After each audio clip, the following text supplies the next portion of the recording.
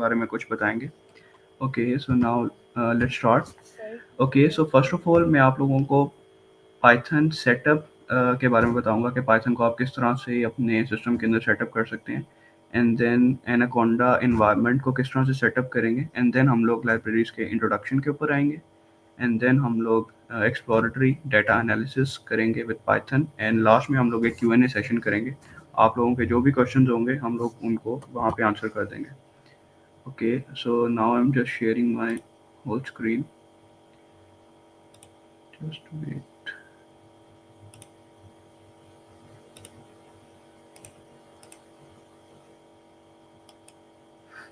Okay, I hope मेरी screen show हो रही होगी। ठीक है, आप लोगों को अब पाइथन को सेटअप करने के लिए बेसिकली आप लोगों को एनाकोंडा को डाउनलोड करना पड़ेगा। एनाकोंडा बेसिकली एक फेमस डिस्ट्रीब्यूशन सॉफ्टवेयर है जो कि स्पेसिफिकली डेटा साइंस के स्टूडेंट्स के लिए प्रोवाइड किया जाता है, या डेटा साइंस साइंटिस्ट के लिए प्रोवाइड किया जाता है। अब यहाँ पे आप लोगों को सपोर्ट मिलता है पाइथन एंड आर लैंग्वेज का।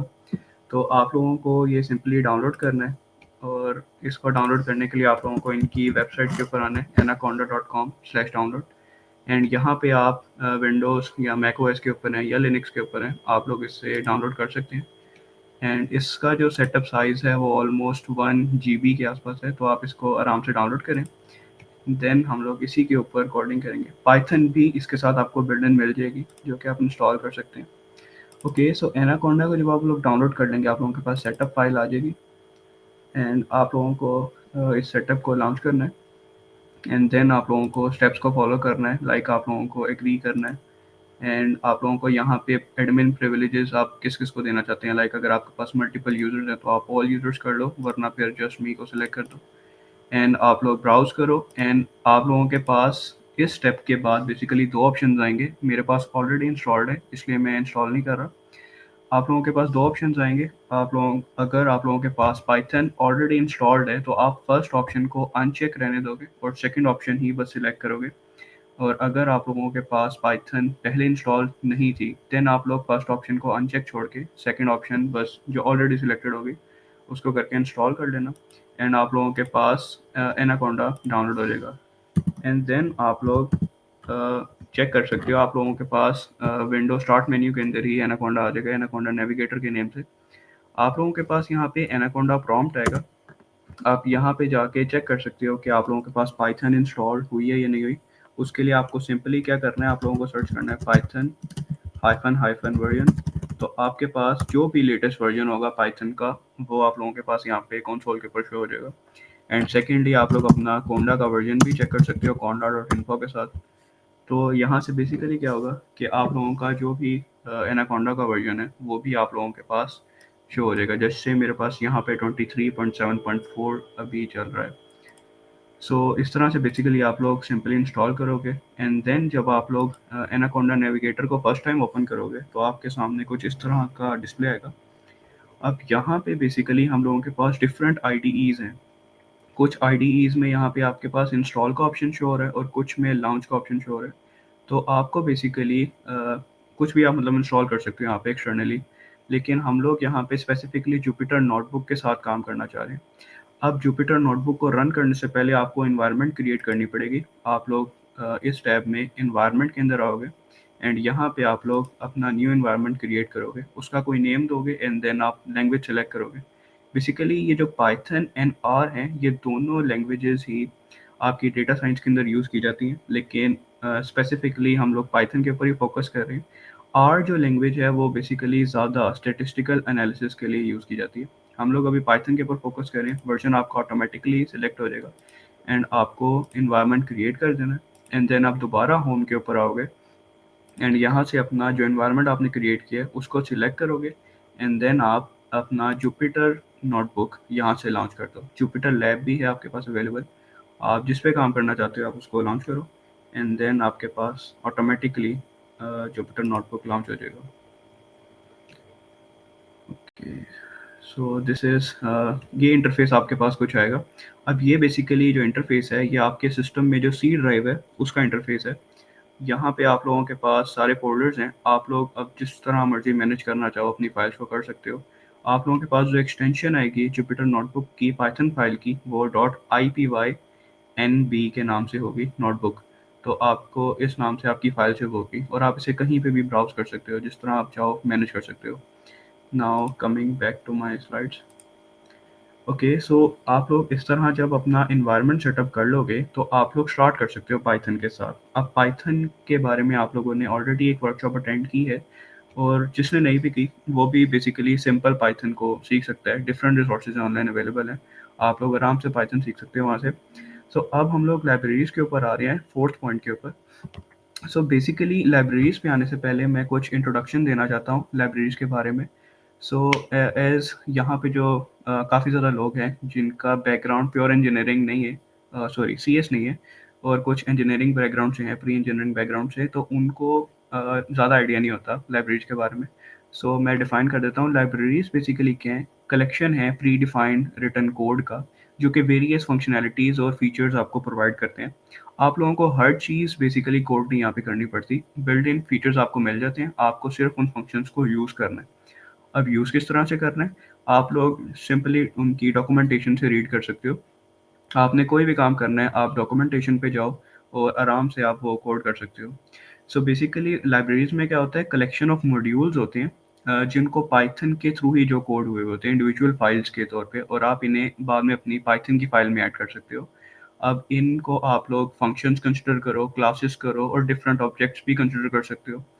अब ये फंक्शनैलिटीज़ प्रोवाइड की जाती हैं ताकि आप डेटा के साथ मैनिपुलेशन कर सको, वेब स्क्रैपिंग कर सको या मशीन लर्निंग कर सको। बेसिकली जो लाइब्रेरीज़ हैं वो डोमेन स्पेसिफिक होती हैं। लाइक ज़रूरी नहीं है कि आप डेटा साइंस कर रहे हो तो आपका बैकग्राउंड सीएस ही हो। आप किसी भी फील्ड से हो सकते हो और आपकी डिफरेंट फील्ड्स के अंदर आप लोग डेटा साइंस को एज़ अ टूल यूज़ कर सकते हो। अब उन फील्ड्स के अंदर भी आप लोग डिफरेंट टाइप के वर्क्स करते हो। आप साइंस की फील्ड से हो, फाइनेंस में हो, वेब डेवलपर हो, आप लोगों के पास डिफरेंट आप लोग काम कर सकते हो। अब ये लाइब्रेरीज़ जो डोमेन स्पेसिफिक हैं, आपके पास साइंस से रिलेटेड हों, फाइनेंस से हों, वेब डेवलपमेंट से हों, आप लोगों को इनकी फंक्शनैलिटीज़ मिल जाएँगी। एंड अब जो हम लोग बेसिक लाइब्रेरीज़ को डिस्कस कर रहे हैं पाइथन के अंदर, अब वो हमारे पास फर्स्ट लाइब्रेरी जो है पांडा है, पांडास, एंड सेकंड हमारे पास नमपाई है, एंड थर्ड हमारे पास मैटप्लॉटलिब है। बेसिकली ये स्टार्टिंग पॉइंट होता है यूजुअली जब आप लोग डेटा साइंस के अंदर एंटर कर रहे होते हो।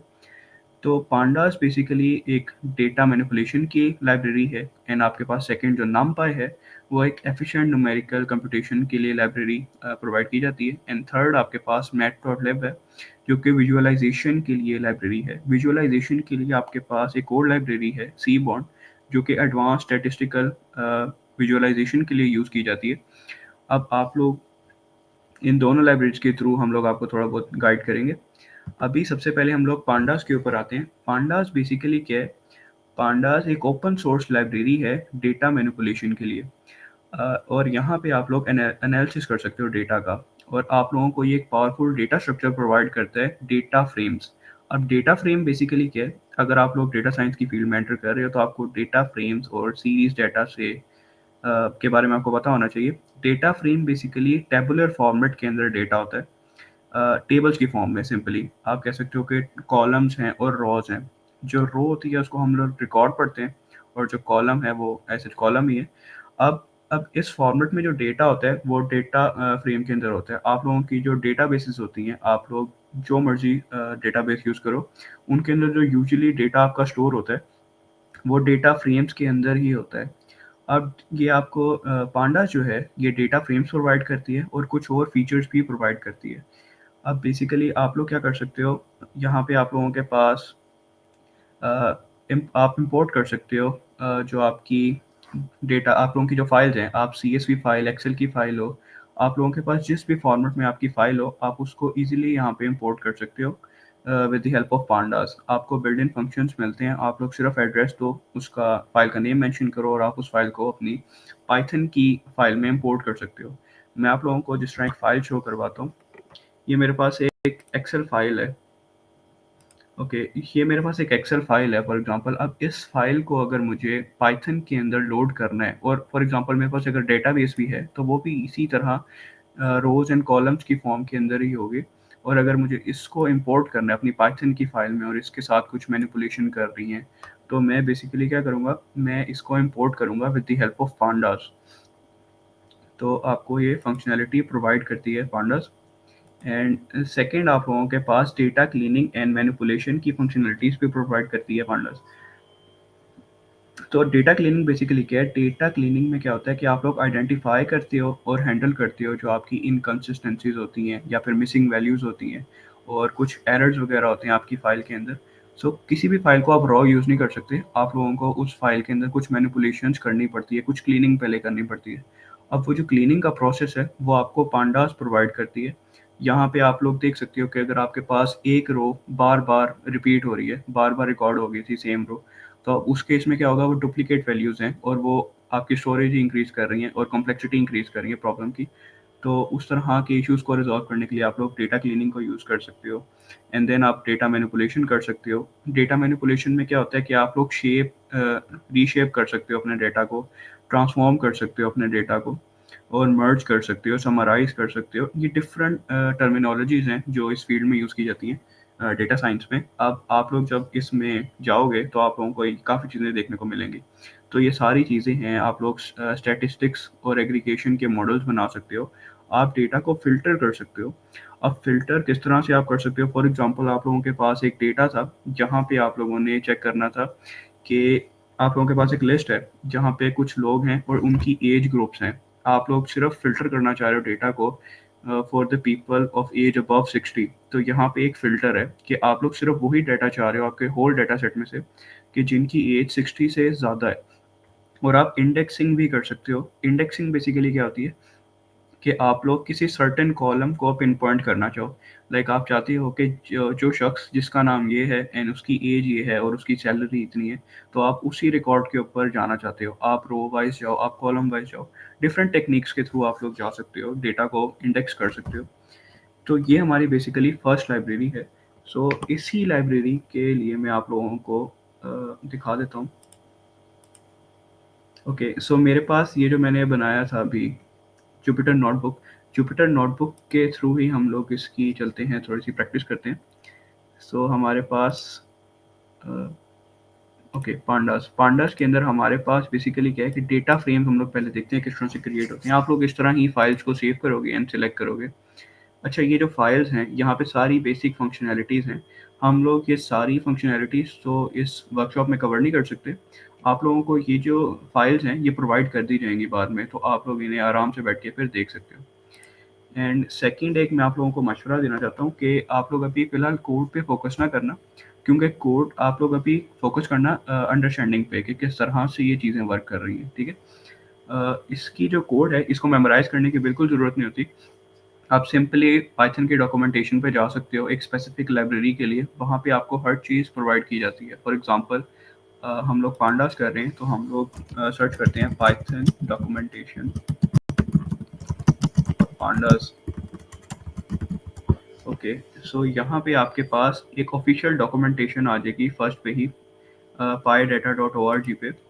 तो यहाँ पे आप लोग जाके सिंपली क्या कर सकते हो, पूरी डॉक्यूमेंटेशन को रीड कर सकते हो। डिफरेंट फंक्शनैलिटीज़ हैं, उनको आप लोग यहाँ पे सर्च आउट कर सकते हो।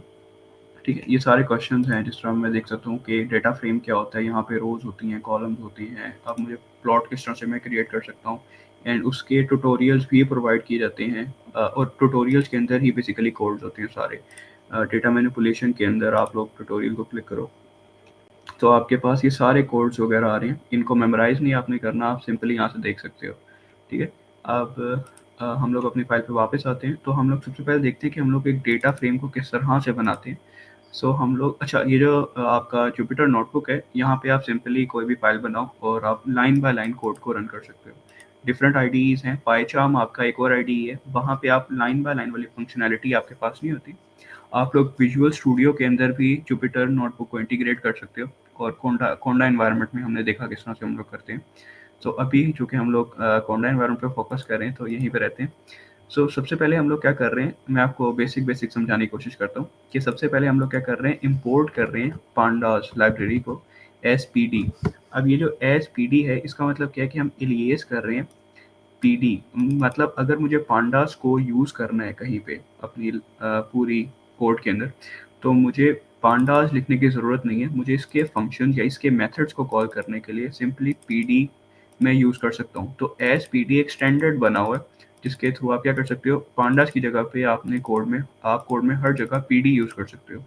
जिस तरह मेरे पास एक डेटा फ्रेम मैं बनाता हूँ, डेटा फ्रेम के अंदर बेसिकली ये सारी चीज़ें आपको डॉक्यूमेंटेशन में मिल जाएंगी। डेटा फ्रेम के अंदर मैं बेसिकली क्या कर रहा हूँ, मैं एक कॉलम बना रहा हूँ नेम, और उसके अंदर मैं फर्स्ट एंट्री दे रहा हूँ, एक नेम दे रहा हूँ। सेकंड मेरे पास एक सेकंड कॉलम बना रहा हूँ जिसकी मैं सेकंड एंट्री दे रहा हूँ कुछ एज, एंड मैं एक थर्ड दोबारा से एक और डेटा फ्रेम बना रहा हूँ। अब ये बेसिकली क्या होगा, ये रोज के अंदर डेटा आ जाएगा, नेम दोनों कॉलम्स के नेम है, कॉलम की फर्स्ट एंट्री, कॉलम की second entry, as second column की first entry and second column की सेकंड एंट्री। और यहाँ से मेरे पास क्या होगा, मैं df नाम का एक वेरिएबल डिक्लेयर कर रहा हूँ which is equal to pd dot. अच्छा, जब आप लोग डॉट लगाते हो ना ये लाइब्रेरी के नेम के बाद, तब आप लोग बेसिकली क्या करते हो, इसके मेथड्स को कॉल कर पाते हो। अब ये जो pd डॉट डाटा फ्रेम है, ये डाटा फ्रेम एक मेथड है जो क्या करता है, आपके इस डाटा वेरिएबल को कन्वर्ट कर देगा एक डाटा फ्रेम के अंदर। ठीक है, ये फ्रॉम डिक्ट उसका एक फर्दर मेथड है जहाँ पे आप लोगों के पास दो आर्गूमेंट्स होते हैं जो आप देते हो। फर्स्ट आर्गूमेंट इज डेटा जो कि आप लोगों ने यहाँ पे क्रिएट किया, एंड सेकेंड आपके पास ओरिएंटेशन है जो कॉलम्स के फॉर्मेट में आप दे रहे हो। इसको क्रिएट करने के बाद आप लोग डेटा फ्रेम को प्रिंट कर सकते हो। अच्छा, यहाँ पे जब आप लोग यूज़ करोगे जुपिटर नोटबुक तो आपको प्रिंट लिखने की ज़रूरत नहीं है, आप डायरेक्टली जब एक वैल्यू लिखोगे तो वो कैलकुलेट हो जाती है। अब जिस तरह मैंने यहाँ पे क्रिएट किया तो मेरे पास एक कॉलम क्रिएट हो गया name, and second column age, and उसके बाद मेरे पास फर्स्ट रिकॉर्ड आ गया ये name Hamza age 27, and second मेरे पास एक रिकॉर्ड आ गया। और ये जो आपके पास फर्स्ट कॉलम नज़र आ रहा है ये बेसिकली इंडेक्सेस हैं। इंडेक्सेस पाइथन के अंदर जीरो से स्टार्ट होते हैं। सो आप लोग बेसिकली इसी तरह से कोड कर सकते हो पाइथन के अंदर। जब आप लोग कोंडा इन्वायरमेंट सेटअप कर लोगे तो आप चेक करने के लिए सिंपली क्या कर सकते हो, आप लोग कुछ भी लिख सकते हो, लाइक यहाँ पे डायरेक्टली एग्जीक्यूट हो जाएगा 3+2, आप इसको एंटर करो, आपके पास एग्जीक्यूशन हो जाएगी। तो यहाँ बेसिकली क्या हो रहा है, आप लोगों को प्रिंट लिखने की ज़रूरत नहीं पड़ी, आप डायरेक्टली एग्जीक्यूशन कर सकते हो। अच्छा, इसके बाद हमारे पास ये डेटा फ्रेम था, इसके अलावा हम लोग थोड़ी सी और चीज़ें देख लेते हैं यहाँ पे डेटा फ्रेम से रिलेटेड है हम लोग। ठीक है, अच्छा ये सारी चीज़ें आपको प्रोवाइड की जाएंगी, मैं दोबारा बता रहा हूँ। ओके, तो सेकंड के अंदर हम लोग आ गए। अब यहाँ पे मैंने आप लोगों को बताया था कि आप फाइल को रीड आउट कर सकते हैं आराम से, बिल्कुल उसके फंक्शंस प्रोवाइड किए मैं पहले से ही, कोई चीज़ मेमोराइज करने की ज़रूरत नहीं है आप लोगों को। अब यहाँ पे हम लोग क्या कर रहे हैं, हम df नाम के वेरिएबल के अंदर दोबारा से डाटा फ्रेम को कॉल कर रहे हैं फ्रॉम csv। ये एक फंक्शन है जिसके थ्रू आप लोग एक csv फाइल को रीड कर सकते हो। यहाँ पे आपको बेसिकली पूरा एड्रेस देना होता है अपनी csv फाइल का, लाइक आपका अगर सी फाइल सी डायरेक्टरी में आपकी डॉक्यूमेंट्स के अंदर किसी फोल्डर के अंदर पड़ी है तो आप यहाँ पे पूरा पाथ दोगे, एंड देन आप उस फाइल का नाम भी दोगे, like sample underscore data dot CSV, तो आप उसका नाम भी दोगे। और अगर आपकी जुपिटर नोटबुक उस सेम फोल्डर में है जहाँ पे आपकी फाइल है, देन आप सिर्फ फाइल का नेम दोगे। ठीक है, अच्छा उसके बाद फिर मेरे पास इंडेक्सेस सेकंड आर्गुमेंट है जिनको मैंने फॉल्स कर दिया, यानी कि इंडेक्सेस यहाँ पे नहीं चेंज होंगे, एंड मैं डेटा फ्रेम को प्रिंट कर सकता हूँ। एंड ये सारे बेसिकली मेथड्स हैं जिनके थ्रू आप लोग डेटा फ्रेम्स को या फाइल से रीड करके कर सकते हो। मेरे पास कुछ और डेटा फ्रेम्स हैं, उनसे आपको ज़्यादा आसानी से समझ आ जाएगी, वो मैं आपको इसके बाद दिखाऊंगा। आप लोग सिमिलरली ऑपरेशंस डिफरेंट परफॉर्म कर सकते हो डेटा मैनिपुलेशन के, एंड डिफरेंट डिफरेंट ऑपरेशंस। जिस तरह यहाँ पे मेरे पास एक, मैं दोबारा से एक डेटा फ्रेम बना रहा हूँ जिसके अंदर मेरे पास कुछ एंट्रीज हैं डेटा फ्रेम में एंटर करने के लिए। यहाँ पे मैंने चेंज किया थोड़ा सा जो आपका रिकॉर्ड एंटर करने के लिए एक टेबल में यू, एंड मैं इसके अंदर जो जो एंट्रीज कर रहा हूँ वो मैंने यहाँ पे सारी मेंशन की हुई है। तो आपके पास बेसिकली क्या होगा, यहाँ से आप सब कुछ मेंशन करोगे, डेटा फ्रेम को प्रिंट करोगे तो आपके पास इस फॉर्मेट के अंदर डेटा आ जाएगा। ठीक है, अब यहाँ पे मेरे पास, अब फॉर एग्जांपल मैं डेटा मैनिपुलेशन में कोई कॉलम ड्रॉप करना चाहता हूँ, तो उसके लिए बेसिकली मेरे पास काफ़ी सारी फंक्शनैलिटीज़ होती हैं। एक जो फंक्शनैलिटी है वो ड्रॉप का मेथड है। आप लोग डेटा फ्रेम को लिखोगे डेटा फ्रेम, एंड इसके अंदर आप करोगे df डॉट ड्रॉप। अब ये जो डॉट आप लिखोगे तो आपको डिफरेंट फंक्शंस आ जाएंगे, आप लोग ड्रॉप लिखोगे तो आपके पास ये मेथड कॉल हो जाएगा। अब इस मेथड के अंदर दो आर्गूमेंट्स आपको देने होते हैं, 2 से 3 आर्गूमेंट्स। फर्स्ट वो कॉलम का नेम जिसे आप ड्रॉप करना चाहते हो, इस डेटा फ्रेम में से मैं सेकंड कॉलम को ड्रॉप करना चाहता हूँ वैल्यू को, तो मैं उसको मेंशन करूँगा। Then axis is equal to 1 मुझे रिप्रेजेंट कर रहा है कि मेरा जो कॉलम है वो हॉरिजॉन्टली ड्रॉप होगा, होल कॉलम ड्रॉप होगा। एंड देन मेरे पास in place is equal to true. Basically ये क्या करता है, ये इसका काम सिर्फ इतना है कि ये आपका जो ओरिजिनल डाटा फ्रेम है, इसमें से जब ये ड्रॉप करेगा तो ये कॉपी नहीं बनाएगा, बेसिकली ये ओरिजिनल डाटा फ्रेम ही चेंज कर देगा।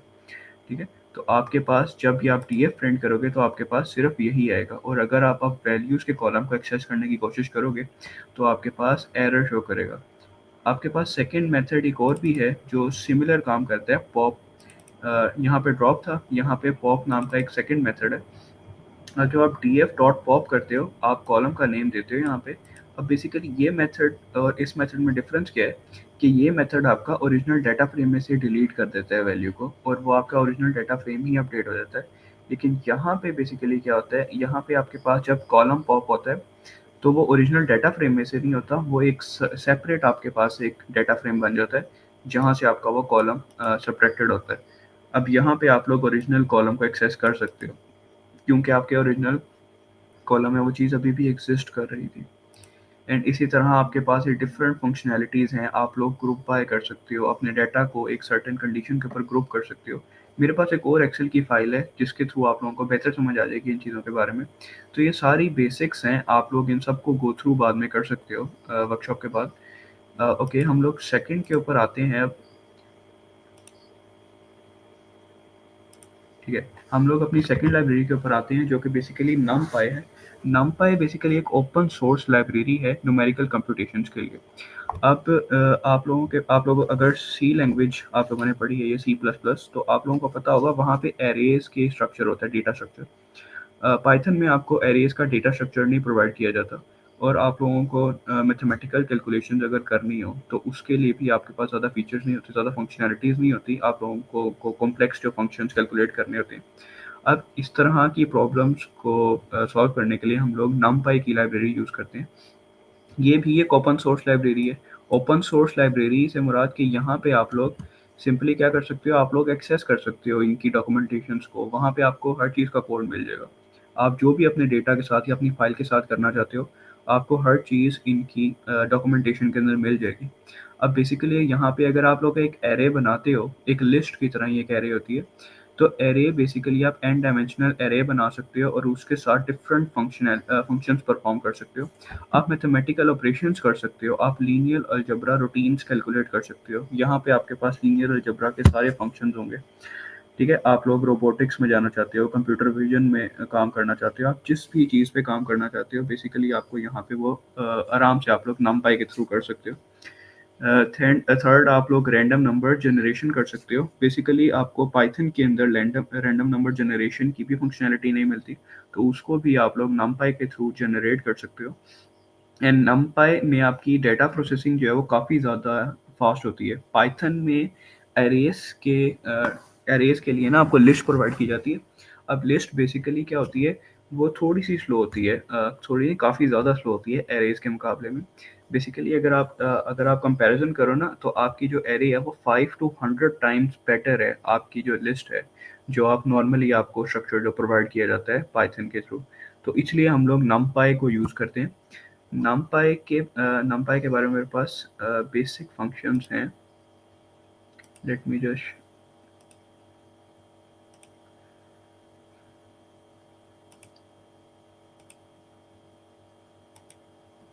ओके, सो यहाँ पे हमारे पास बेसिक फंक्शंस ओपन हो रहे हैं। हमारी जो numpy है उसके हमारे पास कुछ क्वेश्चंस होंगे जिनको हम लोग डील करेंगे।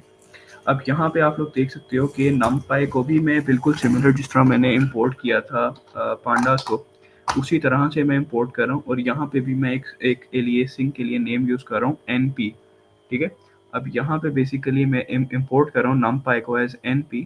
अब मेरे पास मैं रेंज कैलकुलेट कर रहा हूँ, फॉर एग्जांपल numpy की एक एरे बना के, जो रेंज मेरे पास होगी 0 से 10। अब मुझे एक numpy का एरे बनाना है जिसकी रेंज 0 से 10 हो, और उसको मुझे 2D एरे में कन्वर्ट करना है, यानी कि 2 डायमेंशनल एरे में कन्वर्ट करना है। अब ये एरेज का भी डिफरेंट एक कॉन्सेप्ट है, आप लोगों को ये भी पता होना चाहिए, और ये दोनों चीज़ें डिफरेंट होती हैं, single dimensional and 2 dimensional array. अब आपके पास बेसिकली जिस तरह मेरे पास एक np डॉट अरेंज का फंक्शन है, np डॉट अरेंज बेसिकली क्या करता है, एक एक एरे बनाता है जिसकी रेंज है 0 से लेके 10 तक, और इसको मुझे रीशेप करना है क्योंकि मुझे इसे 2D में कन्वर्ट करना है। इसको मुझे रीशेप करना है 2,5 में, यानी कि 2 एरेज़ बनेगी मेरे पास with each array having 5 elements, ठीक है। अब ये एरे 0 से लेके 9 तक, 0 से 9 तक टोटल 10 एलिमेंट्स है ना, तो ये जनरेट कर रही है और इसको एक 2D एरे के अंदर कन्वर्ट कर रही है। अच्छा, नेक्स्ट मेरे पास एक और क्वेश्चन है जहाँ पे मुझे क्या करना है, मुझे सिर्फ 3 डेसिमल प्लेसेस तक एक रैंडम नंबर जनरेट करवाना है। सो बेसिकली आप लोग अगर देखो तो यहाँ पे मैं एक वेरिएबल बना रहा हूँ a, जिसके अंदर मैं स्टोर कर रहा हूँ np.random। अब रैंडम नंबर जनरेशन के लिए आपको क्या करना पड़ता है, डॉट रैंडम फंक्शन को कॉल करना पड़ता है और उसका एक मेथड है रैंड, और उसके अंदर आप लोग एक वैल्यू देते हो कि कितनी वैल्यूज आपको जनरेट करनी है। अच्छा, ये जो रैंडम नंबर है ना, ये वाला जो मेथड है ये बेसिकली 0 से 1 के दरमियान में आपके जो नंबर्स हैं उनको जनरेट करता है इसको रेंज के अंदर। अब यहाँ पे पॉइंट्स वाले सारे नंबर्स ऑब्वियसली होते हैं। अब जब आप लोगों को इसको 3 डेसिमल प्लेसेस तक प्रिंट करवाना है तो आपको np का ही एक और फंक्शन यूज करना पड़ेगा अराउंड के नेम से। अब यहाँ पे 2 आर्गुमेंट्स होते हैं। फर्स्ट आपका जो एरे आपका जो रैंडम नंबर है वो, सेकंड आपका अप टू 3 डेसिमल आप लोग उसे शो करना चाहते हो। और जब आप लोग इसको रन करोगे तो आपके पास एक एरे आएगी जो अप टू 3 डेसिमल्स तक होगी। एंड उसके बाद हमारे पास एक थर्ड क्वेश्चन है जहाँ पे हमारे पास हम बेसिकली एक numpy एरे ही डिक्लेयर कर रहे हैं। यहाँ पे हम लोग क्या कर रहे हैं, यहाँ पे हम लोग मैक्सिमम एलिमेंट की लेंथ को चेंज कर रहे हैं। अब बेसिकली होता क्या है कि ये आपकी जो सेट प्रिंट ऑप्शंस है ये भी आपको डॉक्यूमेंटेशन में ही मिल जाएगा कि आप np.set प्रिंट ऑप्शंस के अंदर जाओ और वहाँ से आप लोग थ्रेशहोल्ड सेट कर सकते हो, अपने डेटा की लिमिट सेट कर सकते हो, ठीक है। आप यहाँ से आप अपनी लिमिट सेट कर सकते हो। अब यहाँ से अब ये जो थ्रेशहोल्ड है 5 से क्या मुराद है कि आपका ये जो कंप्लीट एरे था ये प्रिंट नहीं होगा, इसमें सिंपली सिर्फ 5 वैल्यूज ही प्रिंट करेगा। और यहाँ पे जो सेंटर में आप लोग डॉट्स देख रहे हो इस फॉर्मेट में ये उसको कंसाइज कर देगा आपके आउटपुट को। हम लोग नेक्स्ट क्वेश्चन की तरफ आते हैं। अच्छा, ये डिफरेंट क्वेश्चंस हैं, आप लोग सिर्फ देखो कि हम लोग numpy के थ्रू किस तरह से डिफरेंट ऑपरेशंस परफॉर्म कर रहे हैं, ठीक है। अब यहाँ पे हम लोगों के पास एक x एरे है और एक y एरे है, और हम लोग क्या कर रहे हैं, हम लोग स्टैक कर रहे हैं x को y के ऊपर हॉरिजॉन्टली। अब स्टैकिंग क्या होती है कि हम लोग फॉर एग्जांपल एक एरे हमारे पास एक लाइन में है तो हम दूसरी एरे को भी उसके साथ एक हॉरिजॉन्टल पोजीशन के अंदर रख रहे हैं।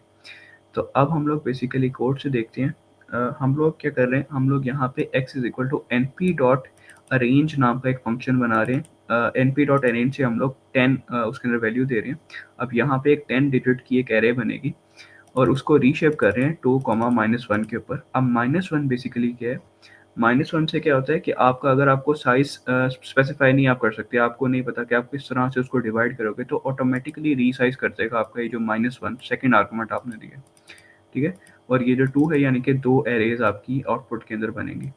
एंड आपका सेकेंड फंक्शन है जो रिपीट का है, जो 1 से लेके 10 तक नंबर्स जनरेट कर रहा है। ये बेसिकली क्या करेगा, 10 टाइम्स 1 प्रिंट करेगा आपका, और इसको भी आप उसी सेम शेप के ऊपर लेके जा रहे हो रीशेप करके। अच्छा, जब भी आप लोग इस तरह की ऑपरेशंस परफॉर्म करते हो एरेज के ऊपर तो यूजुअली आपको उनकी शेप को ना सेम रखना होता है। अब जिस तरह मुझे हॉरिजॉन्टली स्टैक करना है तो उसके लिए एच स्टैक नाम का एक फंक्शन आता है जहाँ पे आप एरेज दे सकते हो, x array, Y array.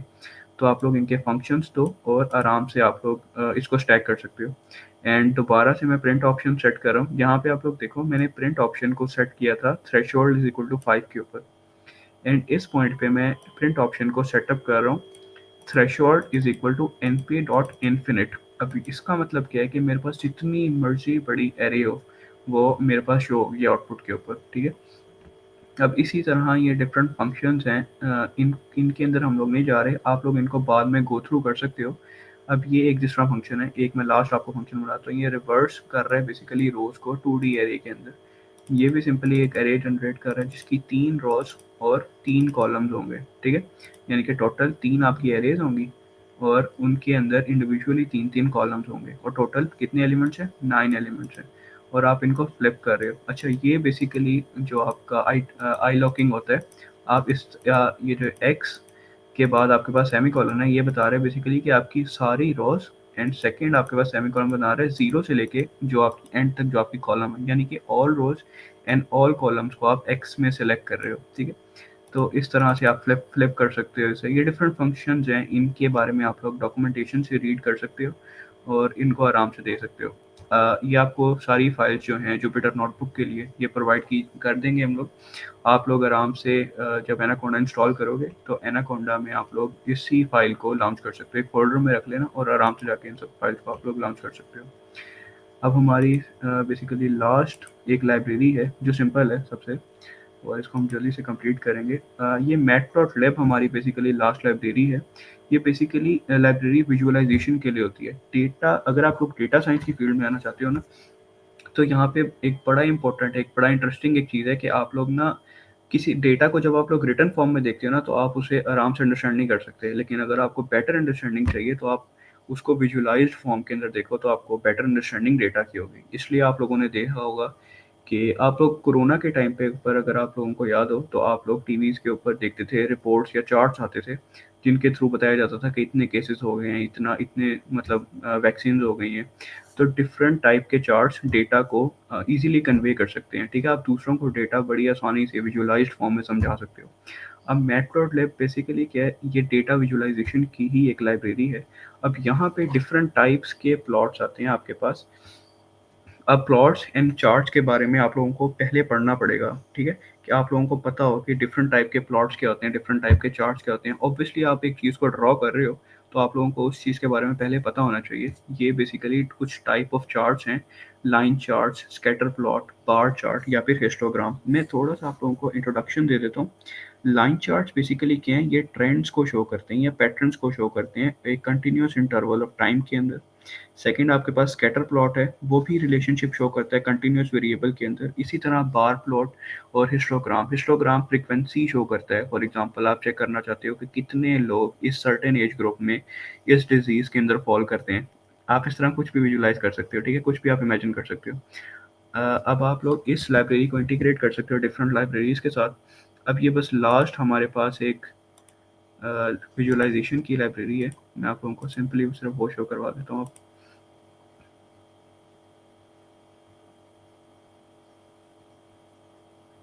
Okay, okay, सो ये लास्ट हमारी लाइब्रेरी है मैटप्लॉटलिब। बेसिकली यहाँ पे आप लोग देखो, मैं मैटप्लॉटलिब को ही कॉल कर रहा हूँ और मैटप्लॉटलिब में डॉट पाई प्लॉट को कॉल कर रहा हूँ एस पी एल टी। ठीक है, ये भी एलियासिंग का ही एक मेथड है। अब मैं इसको यहाँ पे कॉल कर रहा हूँ। यहाँ पे आप लोग देखो कि अब आपके जो ग्राफ्स होते हैं ना, जो लीनियर ग्राफ्स होते हैं, वहाँ पे दो एलिमेंट्स होते हैं, एक एक्स एक्सिस के ऊपर होता है और एक वाई एक्सिस के ऊपर होता है। अब आप लोग यहाँ पे देखो, मैं एक एरे बना रहा हूँ और अब यहाँ पे मैं इंटीग्रेट कर रहा हूँ डिफरेंट लाइब्रेरीज को एक सिंगल लाइब्रेरी के अंदर। अब यहाँ पे बेसिकली क्या हो रहा है, मेरे पास एक एरे बन रही है जिसके अंदर ये सारे एलिमेंट्स हैं एंड मेरे पास y जो है वो उसको सिर्फ 2 से मल्टीप्लाई कर रहा है एंड x2 भी मेरे पास सेम x है लेकिन y मेरे पास उसका स्केयर है। ठीक है, फर्स्ट में मेरे पास y की वैल्यू जो थी सिंपली 2 से 2 का मल्टीपल थी, सेकंड में मेरे पास 2 का स्केयर है। तो आप यहाँ पे ग्राफ देख सकते हो, एक लीनियर है और एक एक्सपोनेंशियल जा रहा है। और इसको प्लॉट करने का सिंपल तरीका क्या है, आप P L T dot plot को कॉल करो, एक्स एंड वाई एलिमेंट दो, अपनी लाइन का स्टाइल का आर्गूमेंट दो। ये सारी चीज़ें आपको ना डॉक्यूमेंटेशन से आप कॉपी डायरेक्ट करो और यहाँ पेस्ट करो और आपको जो चीज़ कस्टमाइज करनी है आप उसे कर सकते हो। लेबल आप लोग यहाँ पे शो कर सकते हो, मार्कर्स आप लोग देख सकते हो। मार्कर आप लोग ये देखो एक सर्कल फॉर्म में, तो मैंने यहाँ पे 0 लिखा हुआ है या ओ लिखा हुआ है एंड कलर मैंने रेड किया है तो इसका कलर रेड है। ठीक है, आप जिस तरह चाहो कस्टमाइज कर सकते हो। और यहाँ पे आप लोगों के पास इस तरह आप लोग लेबल सेट कर सकते हो और एक्स लेबल हो गया जो आपका एक्स एक्सिस के ऊपर लेबल है, वाई लेबल हो गया एंड आपका जो ग्राफ का जो सेंट्रल लेबल है। और इसको शो करने के लिए आपको P L T dot show का फंक्शन यूज़ करना पड़ेगा। नेक्स्ट आपके पास ये स्कैटर प्लॉट है। स्कैटर प्लॉट भी बिल्कुल सिंपल इसी तरह होगा, सिर्फ P L T dot scatter आ जाएगा एंड ये सारे बेसिकली ग्राफ्स हैं। बार चार्ट्स में क्या हो रहा है कि आप लोग देख सकते हो, आप लोगों को डिफरेंट टाइप के सिनेरियोज के लिए डिफरेंट चार्ट्स ड्रॉ करने पड़ते हैं। जिस तरह यहाँ पे हमारे पास एक स्टॉक प्राइजेस हैं, स्टॉक्स के नेम्स हैं, इन स्टॉक्स की प्राइजेस हैं। अब इस तरह का डेटा अगर आप विजुअलाइज करना है तो आप देख सकते हो, जिस तरह गूगल है, गूगल के स्टॉक प्राइस फॉर एग्जांपल 1000 है एंड मेरे पास एप्पल है उसकी स्टॉक प्राइस 800 है। तो इसको मैं विजुअली आराम से देख सकता हूँ और ये उसका कोड है। बेसिकली सिंपली क्या हो रहा है, यहाँ पे मैं पोजीशंस की रेंज बना रहा हूँ कि किस किस पोजीशन के ऊपर कौन कौन सा लेबल आएगा एंड उसके बाद मैं क्या कर रहा हूँ, इन्हीं पोजीशंस को एक्सटेक के फंक्शन के थ्रू मैं मैप कर रहा हूँ, उनके नेम्स यहाँ पे प्रिंट करवा रहा हूँ। अच्छा, ये वाला जो कोड है ना, इसे आप लोग एज एन असाइनमेंट कंसिडर कर लो और आप इसको खुद अंडरस्टैंड करके देखना। एंड नेक्स्ट उसी कोड को हम लोग सिंपली एक्सेस चेंज कर रहे हैं, देन हम लोग उन प्लॉट्स को साथ यूज़ कर सकते हैं।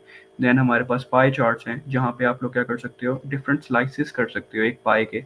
अब ये बेसिकली जिस तरह आपके पास एक पिज्ज़ा और उसके आप स्लाइसेस कर लो, अब उसके थ्रू आप बता सकते हो जिस तरह एक कंट्री है उसकी इकोनॉमी के अंदर एग्रीकल्चर है, ट्रांसपोर्ट है, बैंकिंग है, आईटी है, तो आप देख सकते हो कि कौन सा सेक्टर कितने परसेंट आपकी इकोनॉमी को सपोर्ट कर रहा है।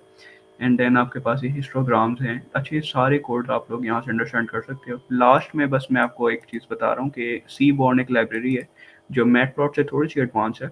अब ये बेसिकली आपको ज़्यादा कस्टमाइजेशंस प्रोवाइड करती है और इसके थ्रू आप लोग इसको आपने सिमिलरली इंपोर्ट करवाना है seaborn as S N S, and आप लोग इसको यूज़ कर सकते हो।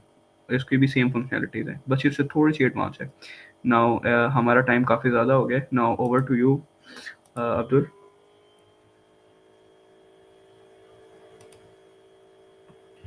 ओके, ठीक है।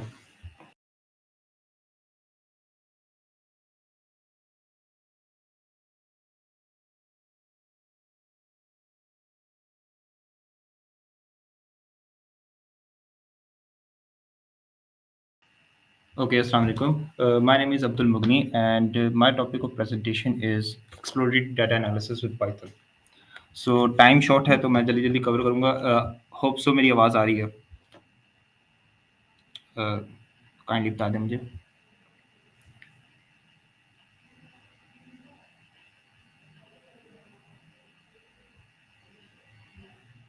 Okay. GG, everything is fine. Okay. Continue. Now exploratory data analysis. Uh, what is exploratory data analysis? Actually जो हम EDA है वो हम Python से भी कर सकते हैं और Excel के साथ भी कर सकते हैं और डिफरेंट टूल्स भी यूज़ कर सकते हैं। जैसे कि हो गया हमारे पास पावर BI हो गया और टैबलो हो गया। सही है। अब जो बिग टेक कंपनीज़ हैं वो बेसिकली उनमें आपके पास डेटा बहुत ज़्यादा होता है तो वो प्रेफरेबल करते हैं कि आप टूल्स यूज़ करें, लेकिन जो एक कोडर है मैं उसके लिए कहूँगा कि आप पाइथन को ज़्यादा यूज़ करें, क्योंकि आगे मशीन लर्निंग में भी जाना होता है आपने, तो डीप लर्निंग में भी यूज़ करना होता है अपना डाटा। सो आप विदाउट ईडीए उस डाटा को यूज़ नहीं कर सकते सही से वरना विदाउट ईडीए आपके रिजल्ट्स जो हैं वो डिफरेंट आएंगे और गलत आएंगे। So EDA is an approach for data analysis that employs a variety of techniques, mostly graphical, to maximize insight into a data set. अब जो डेटा है आपके डेटा साइंस में आपके पास आपने डेटा के साथ इंटरेक्ट करना होता है, सही है। तो आपने डेटा को किस तरह यूज़ करना है और उसमें से इंसाइट्स किस तरह निकालने हैं वो सब EDA with the help of EDA होता है। सो आपने उस डेटा में से आपने इंपॉर्टेंट वेरिएबल्स एक्सट्रैक्ट करने होते हैं और अपने आउटलेयर्स डिटेक्ट करने होते हैं और बाद में अपने रिफाइंड डेटा को आपने अपने मॉडल्स में भेजना होता है। सो व्हाट हमें आपके ईडी के गोल्स क्या हैं? The primary goal of ED is to maximize the analyst insight into a data set and into the underlying structure of a data set. अब जो डेटा होता है हमारे पास हमेशा रॉ फॉर्म में आता है, आपके पास कभी भी क्लीन डेटा नहीं होगा। तो आपने उस डेटा को क्लीन करना होता है और उसमें से वैल्यूएबल इंफॉर्मेशन कलेक्ट करनी होती है। तो ये जो वैल्यूएबल इंफॉर्मेशन आप जिस तरह कलेक्ट करेंगे वो with the help of ED होता है, ईडीए करता है। तो to get a feel for the data, and the analyst also must know what is not in the data. एक डेटा एनालिस्ट को ये पता होना चाहिए कि उसके डेटा में क्या चीज़ होनी चाहिए और क्या चीज़ नहीं होनी चाहिए। आजकल का ये जो ट्रेंड है वो अब आजकल के जो फील्ड है, जो मार्केट फील्ड है, एक डेटा एनालिस्ट की उन्होंने प्रॉपर फील्ड बना दी है। क्योंकि क्योंकि आजकल का जो डेटा है वो बहुत ज़्यादा हो गया, तो उन्होंने एक प्रॉपर फील्ड बना दी है इस डेटा एनालिसिस को। लेकिन जो जितने भी मशीन लर्निंग इंजीनियर्स होते हैं, डेटा इंजीनियर्स होते हैं, वो इसी प्रोसेस से गुजरते हैं कि उनको डेटा एनालिसिस की टेक्निक्स आती हैं। अच्छा, there are 3 types of EDA, univariate data analysis, bivariate data analysis and multivariate data analysis. तो यूनिवेरिएट डेटा एनालिसिस क्या होता है? Univariate data analysis are straight forward as we are dealing with only one variable. इसमें हमने सिर्फ एक variable के साथ डील करना होता है, उसमें उसके पैटर्न्स बनाने होते हैं। तो आपने सिर्फ एक वेरिएबल को यूज़ करके पैटर्न्स बनाने होते हैं। इसमें 3 चार्ट्स आ जाते हैं, बार चार्ट आ जाता है, पाई चार्ट आ जाता है और हिस्टोग्राम आ जाता है। अच्छा, मैं आपको इसकी एग्जांपल दिखा देता हूँ। यूनिवेरिएट जैसे कि हमजा ने आपको पांडास और मैटप्लॉटलिब की लाइब्रेरीज़ बता दी हैं। इसी तरह मैं अब एक ओएस की लाइब्रेरी आपको इंट्रोड्यूस करता हूँ। ओएस बेसिकली सिंपल आपने एक अपनी किसी भी फ़ाइल का पाथ देने के लिए यूज़ करना होता है, जो आपके लैपटॉप या किसी भी कंप्यूटर के अंदर होती है। अब मैं एक यहाँ पे अपने लैपटॉप से पाथ दे रहा हूँ फ़ाइल का और मेरी फ़ाइल है मैं फ़ाइल यूज़ कर रहा हूँ सेल्स डाटा की। अब इसमें मैंने इसमें इस क्या इन्फॉर्मेशन है, तो मैं एक इसी तरह इस फ़ाइल को रीड करूँगा पांडास की लाइब्रेरीज़ के साथ और इसकी जो इन्फॉर्मेशन है मैंने प्रिंट करवा दी है। लेट्स सपोज़ मैं देख रहा हूँ, मुझे चाहिए 5 रोज़ की। मेरे पास 5 रोज़ की इन्फॉर्मेशन आ चुकी है। अब मैं इसको ईज़िली गो थ्रू कर सकता हूँ। सो अब मैं देख रहा हूँ मेरे पास आईडी है, ब्रांच है, सिटी है, कस्टमर टाइप है, जेंडर्स आ गए हैं मेरे पास। प्रोडक्ट टाइप आ गई है। अब ये सारा डाटा मैं देख रहा हूँ, लेकिन इस डाटा में से मुझे फ़ील हो रहा है कि मुझे सेल्स निकालनी है किसकी प्रोडक्ट टाइप की। तो ये जो कॉलम है मेरे लिए ज़्यादा इंट्यूएबल है। तो इस प्रोडक्ट प्रोडक्ट टाइप को मैं यूज़ करूँगा। तो ये पाई प्लॉट मैं यूज़ कर रहा हूँ। पाई प्लॉट का क्या है, आपने एक कॉलम सेलेक्ट किया, उसकी सारी वैल्यूज़ को एक वेरिएबल बना दिया, वैल्यूज़ को दे दिया। अब पीएलटी मैटप्लोट्लिब की लाइब्रेरी यूज़ कर रहे हैं आप और आपने फिगर का साइज़ दे दिया। फिर आपने इस पाई के कीवर्ड को यूज़ किया और इसके अंदर जितने भी कीवर्ड्स पैरामीटर्स हैं, पैरामीटर्स आपने फिल कर दिए। अब पैरामीटर्स आपको ऑनलाइन भी मिल सकते हैं या कोड आपको पास अवेलेबल होगा। वैल्यूज़ में क्या आ जाएगा, आपके एक्स एक्सिस पे उसकी सारी वैल्यूज़ आ जाएँगी और बाकी उसके इंडेक्सेस आ जाएँगे। ऑटो परसेंटेज में आप कर सकते हैं कि आपने कितनी राउंड अबाउट कितने परसेंटेज में देनी है। यहाँ पे 2 दिए हैं, मैं इसको 1 कर सकता हूँ। तो ये मेरे पास 1 पॉइंट के बाद आ गई है। तो आप देख सकते हैं कि पाई प्लॉट हो गया मेरे पास। इसमें मैंने सिर्फ़ एक कॉलम, एक वेरिएबल को यूज़ करके एक पाई चार्ट बनाया। इसी तरह बार प्लॉट आ जाता है। तो बार प्लॉट में मैं क्या करूँगा, सिंपल वही तरीका होगा कि मैं एक अपने फिगर का साइज़ दूँगा और एक बार काइंड बता दूँगा, बार चार्ट बनाना है मैंने, क्योंकि उसका कलर बता दूँगा। यहाँ पे कलर भी आप चेंज कर सकते हैं, कस्टमाइज़ कर सकते हैं। बाकी टाइटल दे दें, उसका एक्स लेबल दे दें, वाई लेबल दे दें, तो ये आपके पास एक बार चार्ट आ जाएगा। बार चार्ट में आपने ये ध्यान रखना है कि आपने एक्स एक्सिस पे उसकी क्या वैल्यूज़ रखनी है। अब जैसे कि मैं इसमें से देख सकता हूँ,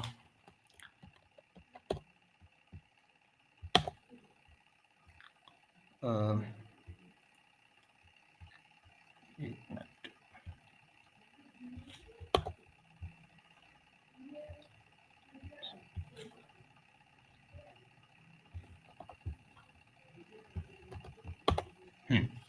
अब मुझे इसकी सारी वैल्यूज़ आ गई, प्रोडक्ट्स की सारी वैल्यूज़ मिल गई हैं और ये जो प्रोडक्ट्स के जितने भी लेबल्स थे, सारे कॉलम्स मेरे पास आ गए हैं। अब ये सारे कॉलम्स मुझे पता है कि सारे नाम जो होंगे वो एक्स एक्सिस पे जाएँगे और जो जो सारी जो वैल्यूज़ हैं इनकी वो वाई एक्सिस पे जाएँगी।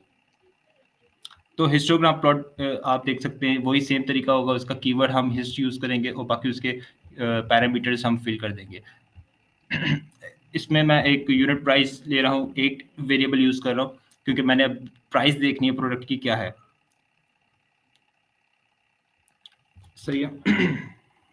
अच्छा, सो नेक्स्ट इज़ हमारे पास आ जाता है बायवेरिएट डेटा एनालिसिस। अब बायवेरिएट में सिंपल हम 2 डिफरेंट वेरिएबल्स को कंसीडर करेंगे, उस पे हम अपने ग्राफ्स प्लॉट करेंगे। इसमें स्कैटर प्लॉट आ जाता है, लाइन प्लॉट आ जाता है और स्टैक बार चार्ट आ जाता है। इसी तरह मैं नेक्स्ट भी एग्जांपल आपको कवर कर देता हूँ, multivariate data analysis, data which involves 3 और मोर वेरिएबल्स। अब इसमें हमने 3 different types of variables select करने होते हैं। These are similar to bivariate but contains more than one dependent variable. ठीक है, इसकी एग्जांपल हम देखते हैं। अच्छा, बायवेरिएट में हमने numpy यूज़ करना है, सीबॉर्न। अच्छा, मैं यहाँ पे सीबॉर्न यूज़ कर रहा हूँ। सीबॉर्न के मैं एक इम्पोर्टेंट इन्फॉर्मेशन बता देता हूँ सीबॉर्न से। सीबॉर्न और मैटप्लॉटलिब में क्या फ़र्क है? ये दोनों बेसिकली डेटा विजुअलाइज़ेशन की लाइब्रेरीज़ हैं। आप इसे डेटा विजुअलाइज़ करा सकते हैं और Matplotlib is a low level plotting library that provides a wide range of tools for creating highly customizable visualization. अब मैटप्लोट्लिब से आप अपने कस्टमाइज़ ग्राफ बना सकते हैं, लेकिन मोस्टली कंसीडर किया जाता है आप सीबॉन्ड को यूज़ करें क्योंकि ये एक हाई लेवल इंटरफ़ेस पे एक स्टैटिस्टिकल ग्राफ्स बनाने बहुत अच्छे स्टैटिस्टिकल ग्राफ्स बनाती है। सो इसकी एग्ज़ाम्पल मैं आपको दिखाता हूँ। इसी तरह मैंने अब एक सीएसवी लोड की है और इसका पाथ दे दिया है। रीड कर रहा हूँ मैं सीएसवी। अच्छा, मेरे पास अब टिप्स की आ गई है कि कितने भी जेंडर्स ने टिप्स दिए डिफरेंट टाइप ऑफ टिप्स दी है अपने वेटर्स को। अब मैं इसमें स्कैटर प्लॉट कर रहा हूँ। अब सीएनएस की एक लाइब्रेरी यूज़ कर रहा हूँ। एक है कीवर्ड रेल प्लॉट, जिससे आप स्कैटर प्लॉट कर सकते हैं। ये सिंपल आपको ऑनलाइन मिल जाएगा। आप अगर इसका डॉक्यूमेंटेशन अगर डॉक्यूमेंट पढ़ना हो तो डॉक्यूमेंट पढ़ लें, ये आपको मैं प्रोवाइड भी कर दूँगा। बाकी इसका जो पैरामीटर है वो आप देख सकते हैं, इसको फिल कर दें। बाकी मैंने इसमें टिप्स डेटा को रीड करके टिप्स डेटा एक वेरिएबल है, टिप्स डेटा में मैं स्टोर करा रहा हूँ सारी इन्फॉर्मेशन। अब मैंने इसमें टिप्स डेटा में एक डेटा को अपना सारा डेटा दे दिया और एक्स एक्सिस में टिप रख रहा हूँ और वाई एक्सिस पे टोटल बिल रख रहा हूँ। अब जितने भी मुझे ये बता रहा है कि टोटल बिल जितना भी हुआ होगा उसमें से एक जेंडर ने जितने जो भी जेंडर होगा मेल या फीमेल उसने कितनी टिप दी होगी। अब लेट्स सपोज किसी का टोटल बिल 50 हुआ है तो उसने टोटल टिप जो दी है वो 10 दी होगी। ये स्कैटर प्लॉट आपको बताता है। इसी तरह मल्टीवेरिएट देख लेते हैं मल्टीवेरिएट प्लॉट। इसमें मैं ही इसको स्कैटर प्लॉट कर रहा हूँ। अब इसमें सिंपल वो बाइवेरिएट की तरह है लेकिन इसमें पैरामीटर्स आपके ज़्यादा हो जाएँगे। डिपेंडेंट वेरिएबल ज़्यादा हो जाएँगे। इसी तरह मैं NS.rel प्लॉट कर रहा हूँ, वही टिप्स डेटा है मैंने टिप्स डेटा यूज़ की है फाइल और इसमें मैं अब एक्स एक्सिस पे टोटल बिल, वाई एक्सिस पे टिप और अब ह्यू कलर को रिप्रेजेंट करता है और एक स्टाइल में मैंने दे दिया टाइम। अब इसमें एक टोटल बिल कॉलम था, टिप कॉलम था, जेंडर कॉलम था, स्मोकर कॉलम था, डे कॉलम था, टाइम। अब मैं डे, टाइम, टिप और टोटल बिल को यूज़ कर रहा हूँ। टोटल मेरे पास 4 वेरिएबल्स हो गए। अब इसमें आप देख सकते हैं एक डे जो ब्लू सर्कल है वो रिप्रेजेंट कर रहा है डे संडे को और संडे को टाइम जो सर्कल है वो डिनर को रिप्रेजेंट कर रहा है और जो एक्स है वो लंच को रिप्रेजेंट कर रहा है। सही है। इसी तरह बॉक्स प्लॉट आ जाएगा मेरे पास। अच्छा, बॉक्स प्लॉट में आपने क्या करना है, सिंपल वही करना है, एक कीवर्ड यूज़ करना है बॉक्स प्लॉट का, उसका उसके अंदर पैरामीटर्स दे देने हैं, टिप्स डाटा देना है आपने और एक्स एक्सिस पे आपने जेंडर दे देना है जिस पे आपको आपने अपना ग्राफ प्लॉट कराना है और वाई एक्सिस में टोटल बिल दे देना है। अब मैंने देखना है कौन-कौन से जेंडर ने कौन-कौन कितने टोटल बिल दिए है और कौन से दिन उनका टोटल बिल हुआ है। लेट्स सपोज़ इस ग्राफ में बता रहा है कि फीमेल ने संडे को टोटल बिल इतना उनका हुआ है और सैटरडे को इतना बिल हुआ है और थर्सडे और फ्राइडे को इतना हुआ। ये जो बॉक्स प्लॉट है, ये जो दरमियान वाली लाइन जो बताती है वो मीन बताती है। बेसिकली इसमें 3 क्वार्टाइल्स होते हैं, first quartile, second quartiles and third quartiles. अब तक आई होप सबको समझ आ रही होगी।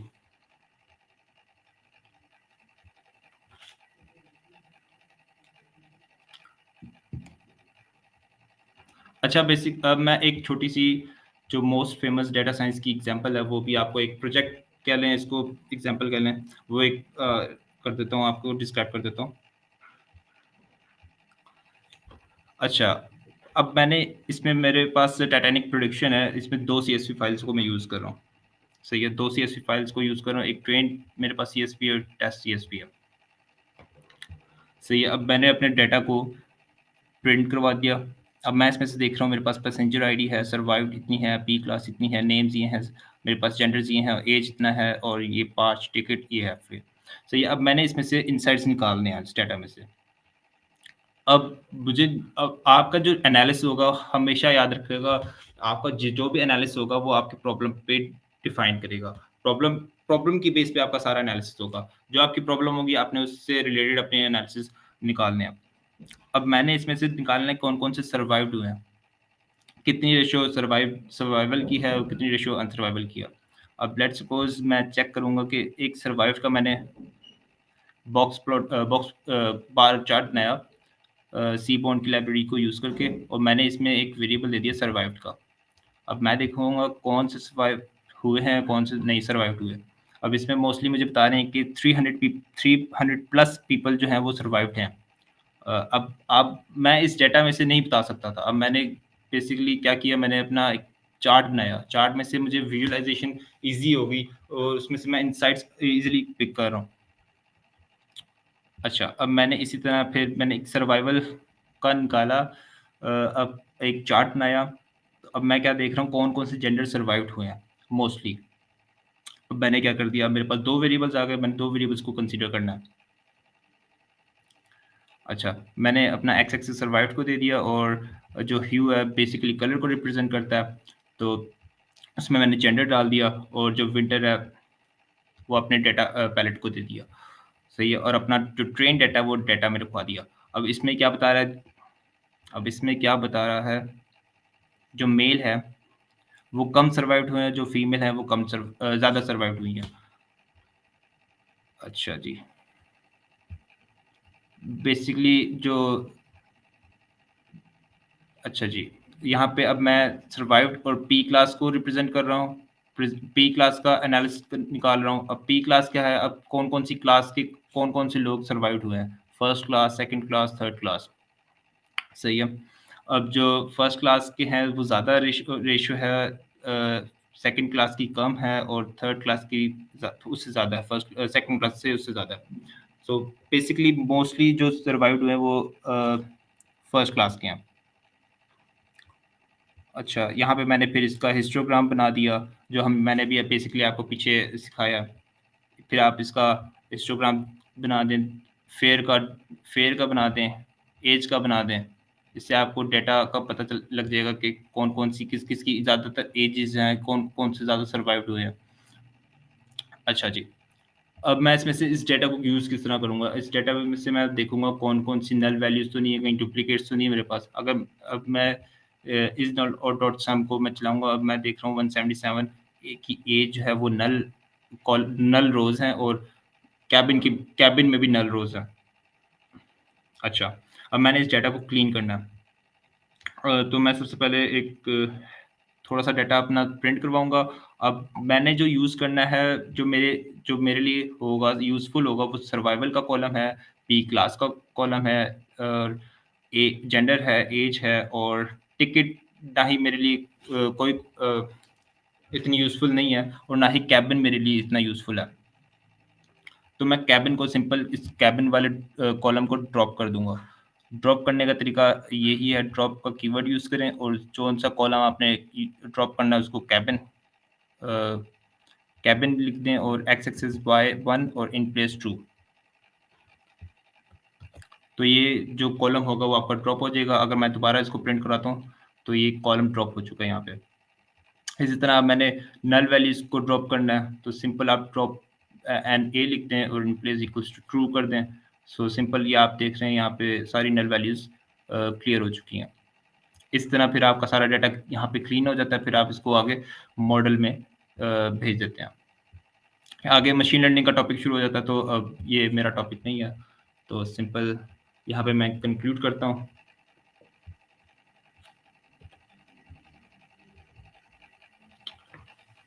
सो अगर किसी के क्वेश्चंस हैं तो मुझे बता दें प्लीज़।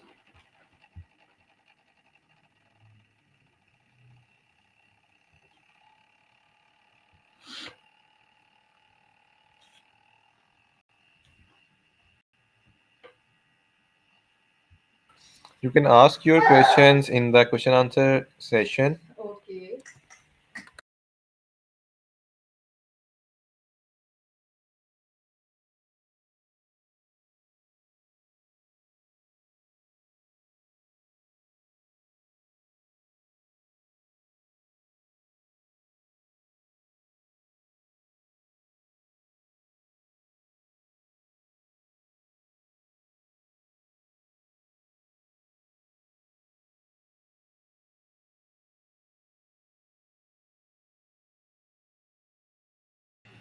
अगर किसी का क्वेश्चन है तो प्लीज काइंडली पूछ ले।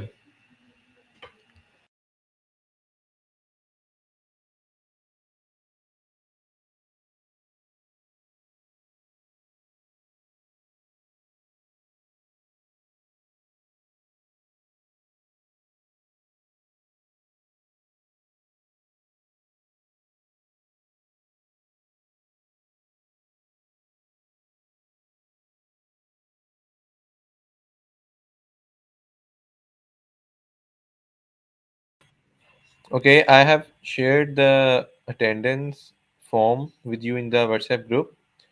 तो आप लोग काइंडली अपनी अटेंडेंस फिल कर दें, और जो अटेंडेंस फिल करेंगे बस उन्हीं को पार्टिसिपेशन सर्टिफिकेट फ्रॉम गूगल मिलेगा।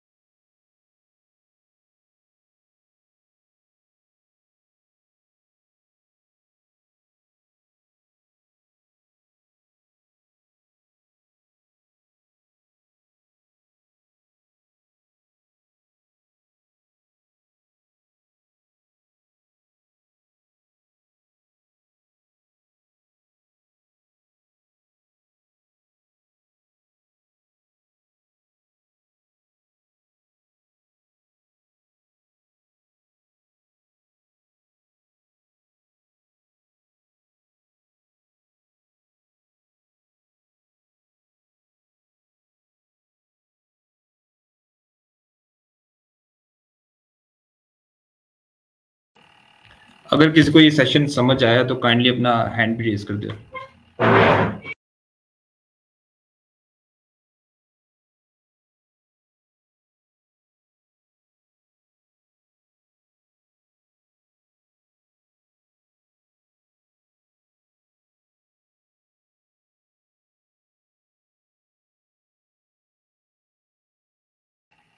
लगता है किसी को समझ नहीं आया।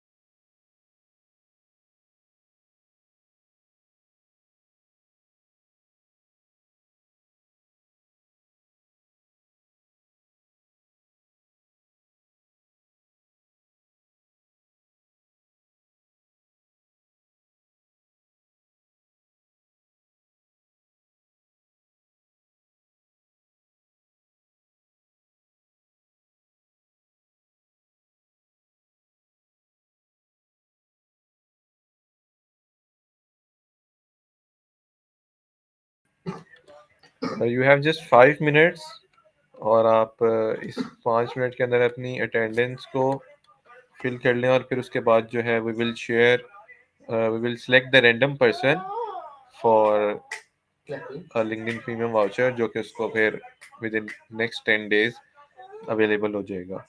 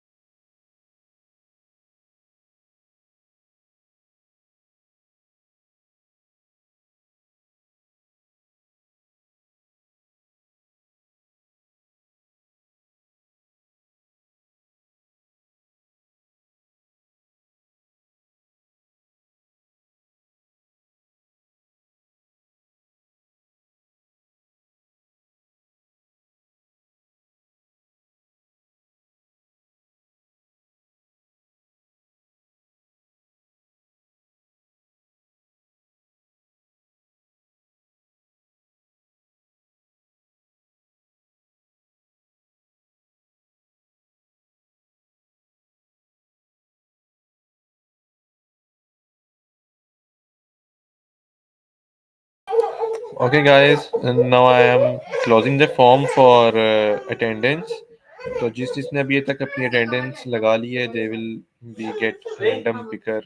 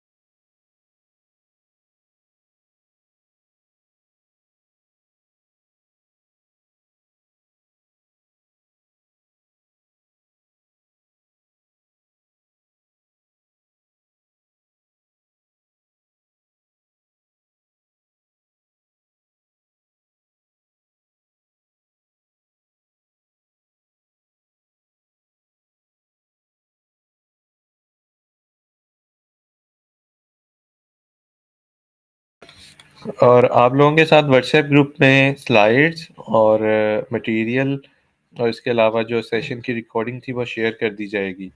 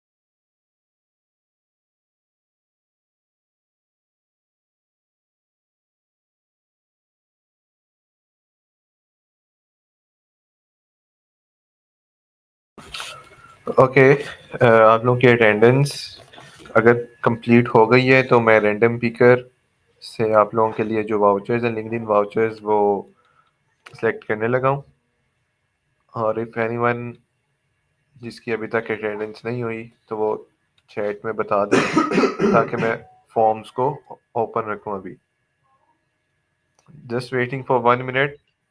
8:10 पे जो है 8:11 पे we will select the random picker.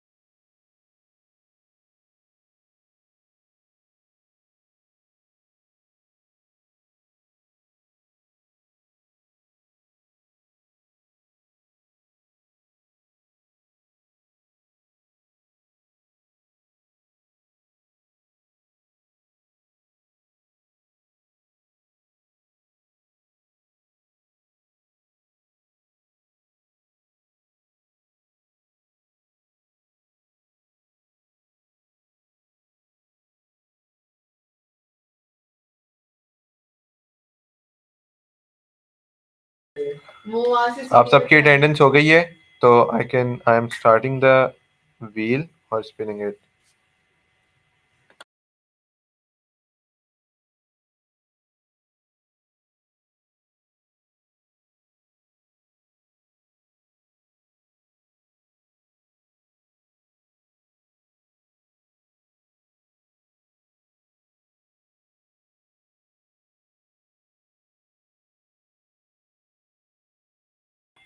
Afham Javed,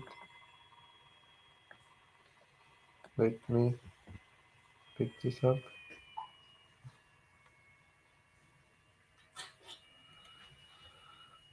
And it's somewhere here.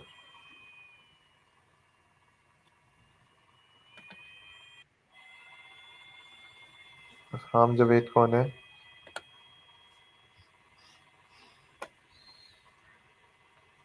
Is Afham Javed here?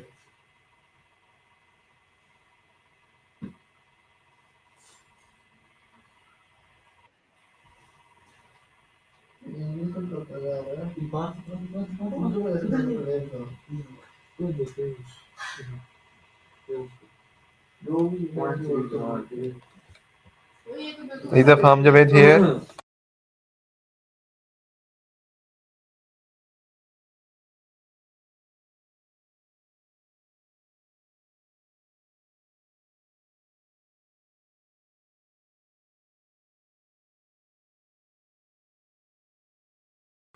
We have one more voucher, तो उसके लिए भी I am going to spin the wheel. बस आप लोग दुआ करें अपने अपने लिए।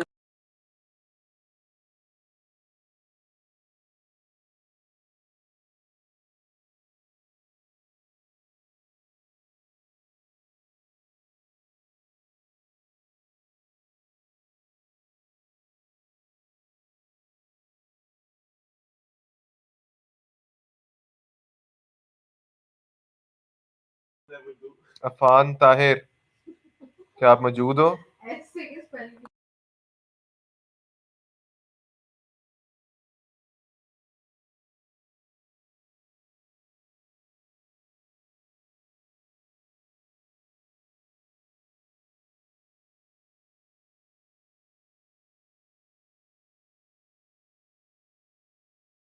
अफान ताहिर, अगर आप लिंक्डइन यूज नहीं करते तो किसी और को मौका दे दें, या you want to get this voucher.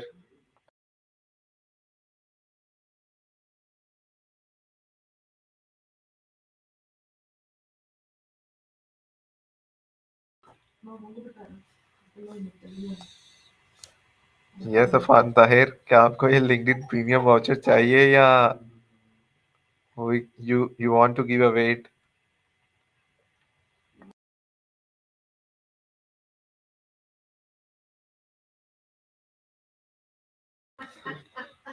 Okay, Afan Tahir लगता है सोच में पड़ गया। ठीक है,